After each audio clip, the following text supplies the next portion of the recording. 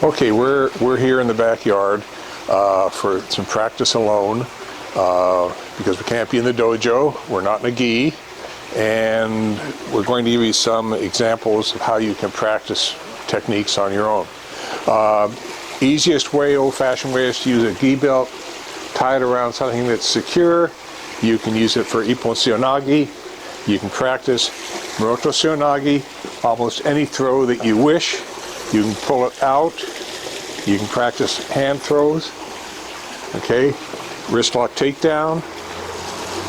You can do some, assuming there's an elbow in here, you can use this as an elbow, turn it back, take the person down.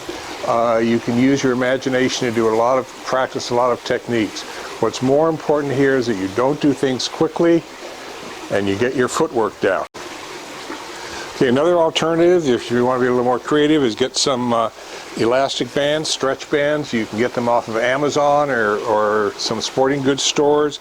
They have different strengths for different tension, whatever you're in the mood for. And these also tend to work very well.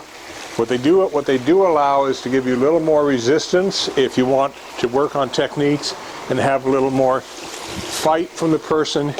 You can use these elastic bands.